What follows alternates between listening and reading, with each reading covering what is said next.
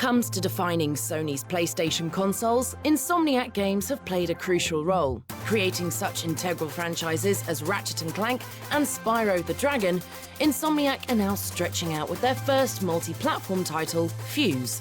Ditching cuddly platforming for more visceral action in the vein of Resistance, does Fuse manage to create a spark? Why would a private military contractor like Raven send in one robot? Beats me. Brooks, you work for him. You know, I unsubscribed from their newsletter.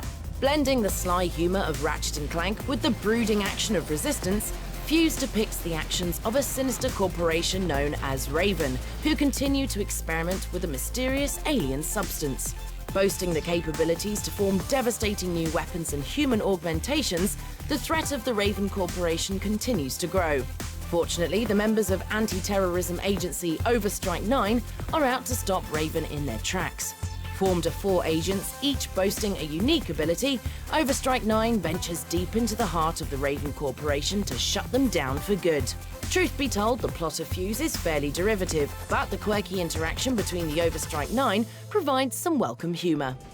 This isn't how I imagined it. You in a cell and me as the jailer. I always thought we'd stay a team. You stopped being a team when you decided to partner up with psychopaths. Whilst the plot is a forgettable mishmash of sci-fi cliches, Fuse aims to please with its frantic cover-based shooting. Playing as one of the 4 different operatives, you'll explore vast and varied environments filled with incredible weaponry, waves of enemies, and stupendous boss battles. Borrowing heavily from such games as Gears of War, Army of Two, and Mass Effect 3, there might not be anything that seems distinctly new about the cover-based mayhem of Fuse. However, it's the interaction between its quirky cast that differentiates Fuse from the crowd.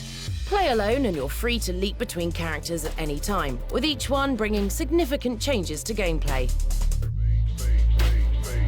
Jumping into battle as team leader Dalton lets you wield a trusty mag shield, which provides instant cover and repels bullets back towards the enemies. Alternatively, Jacob acts as the team sniper, equipped with a deadly arc-shot crossbow. Elsewhere, assassin Naya has the ability to become invisible through a cloaking device, while Isabel can heal her teammates with portable med beacons.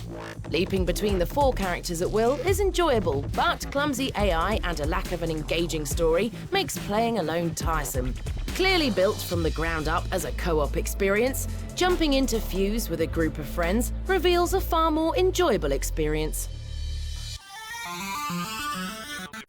It's here where Fuse suddenly shows promise, and with its dedicated co-op camaraderie, the forgettable story and weak AI become insignificant. With a group of friends in tow, Fuse can become a genuine blast.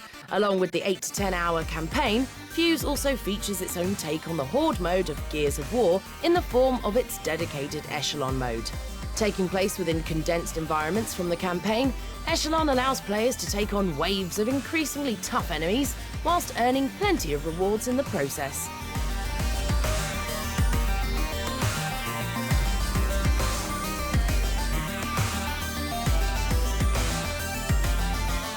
With all the visual polish that you'd come to expect from any EA title, Fuse certainly looks like the big-budget blockbuster that it clearly aspires to be. But while there's no shortage of visual pizzazz, it's fair to say that the generic level design, complete with plenty of drab industrial complexes, stifles the game's attempt to find its own voice in an already crowded market. Originally previewed several years ago as a colourful Team Fortress-style comic book shooter titled Overstrike, Fuse has ended up with a far less unique visual aesthetic. What spurred this change in direction remains unclear, but fortunately the distinctive humour and outlandish weaponry mostly remain intact.